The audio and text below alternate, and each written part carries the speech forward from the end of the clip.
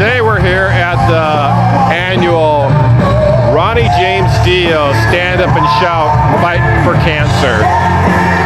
Now typically this is also the ride for Ronnie, but this year they are not going to do the motorcycle ride. It's just going to be everybody coming here to the park in Encino, California, and we're going to have a lot of bands out here today, and there are going to be a lot of rock and roll celebrities, all here for a cause to stand up and shout and fight against cancer. All the money that's raised today will go to cancer research. We're going to see if we can talk to Wendy Dio, Ronnie's widow, and find out more about this great cause that they have going on here, because it is a great cause. And as you can see, it's just beginning right now, but by the end of the day, this place will be full, and there'll be a lot of people here to help, because I think everybody's been touched and affected by cancer. So come along. Wendy Dio saying hello to you all.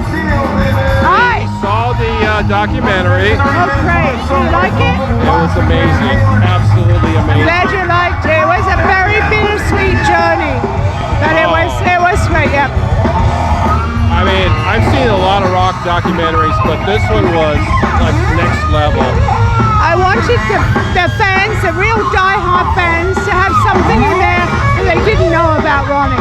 And I think we did that with the accident and with the, the doo-wop stuff and everything. So yeah, I'm very happy with it. I was very happy with the directors.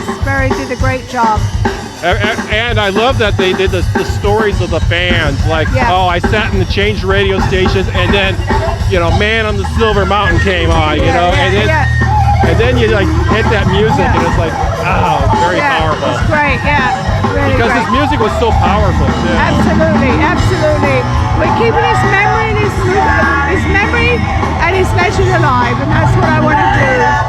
And I love you incorporated places in Hollywood like the Rainbow and everything else. Yep. Well, as much money as we can raise to educate people and for research to get rid of this horrible disease of cancer that takes somebody, they don't care, rich, poor, what you are, they're going to get you. Actually, I have a picture that I took with Ronnie, and there's Ronnie. Oh, yeah. And I just lost my wife this past year to breast cancer. Wow. This beautiful lady, that's me. Yeah. And we were with some friends from Italy, and then of course Rock, Yes. Ronnie's cousin. So I'm here for a couple of reasons, to obviously support Ronnie and to support your fight for cancer, because I think you're doing a wonderful thing, Wendy. Well, thank you. Thank you for your support. Really appreciate it. Thank you. You have a good day.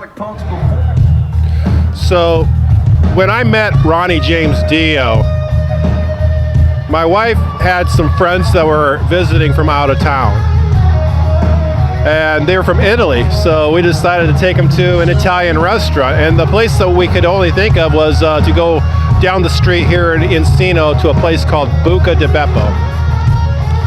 So we go there, we're ordering our food, and the waiter, after he takes our order, goes to the next table and goes, "I've always been a fan, can I get an autograph?"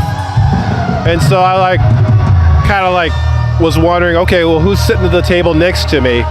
And here I look over and I see that I'm sitting at the table next to Ronnie James Dio. And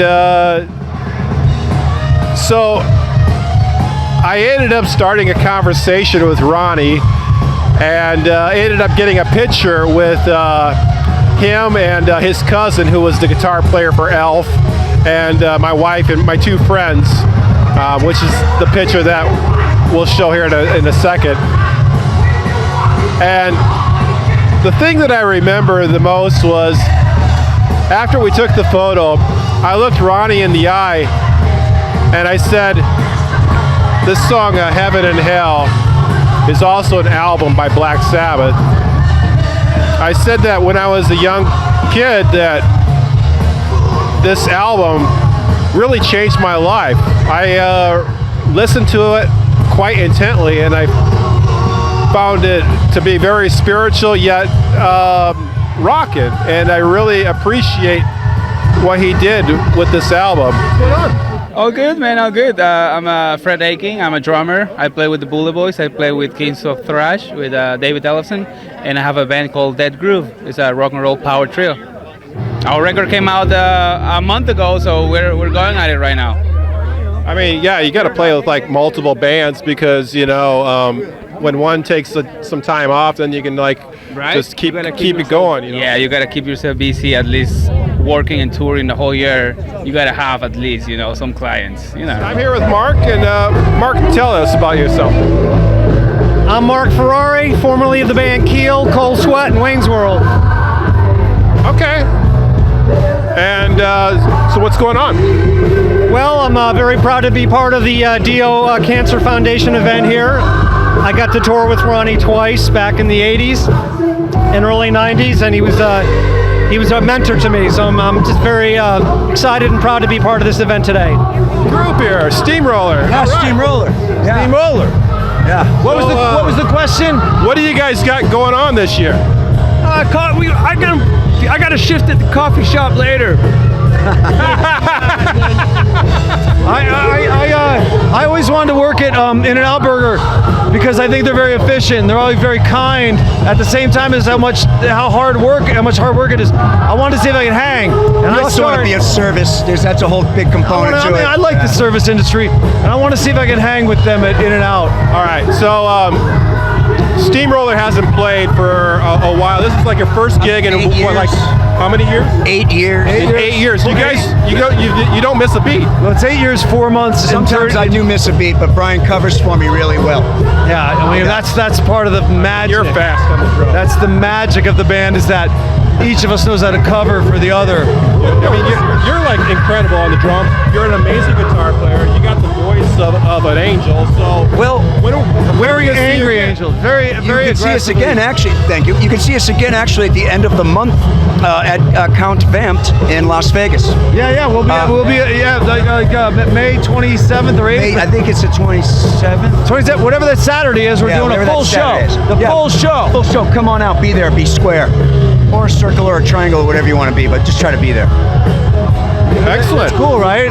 I mean, no. I mean, I went through and like all the different groups you guys have been with and everything. I mean, you're not a starting out band. You guys are like the real deal. And for a three-piece band to have that large of a sound, That's the thing. Because there's only 3 of us, we can do a little more to make it bigger. Like, you don't go play less because there's only 3 guys. That's you gotta the play thing. more. We get to overplay, which we all love to do. and you make more money, right? We make more money. Well, and we tend to agree on everything because there's only 3 of us. There's not that 4th guy going, well, I don't know. Yeah, but we've all been friends for a long time. We've played many hours together. We've done a lot of road time together. So we have a history, in all seriousness, but we do. We have a history that you can't really buy it. You got to earn it. I think we've earned it because we're a little further down the road now, and we've all played in our respective bands and different bands. But now we're circling back around to playing together again, and it feels great. It really does. I'm loving it. I love playing with these guys, truly. So, How did you get hooked up with the Dio group? what's that? How did you get hooked up with Dio? I'm just a big fan of Ronnie James Dio, and so I probably willed it out into the universe that I wanted something to do with Ronnie James Dio because he's one of my favorite singers of all time. Yeah. And then Douglas played with Dio, and then when I joined Whitesnake and met Doug, we talked for a while, and Doug said, "You know something, man? Ronnie would like you, man." And I took that as a huge compliment. He didn't really know at the time that I was such a Ronnie James Dio fan, but I was, and so that's about as close as I ever got to Ronnie James Dio was Doug Aldrich. What is it, like 1 degree of separation? Kinda. There was a time, and Ronnie, he I mean, especially if Ronnie loved everybody, but he definitely would have really, him and Michael would have been kindred spirits, I think. East Coasters, I guess, Yeah. and Italians. So Yeah. God bless that kid, man. yeah, man, we're all here for him, really.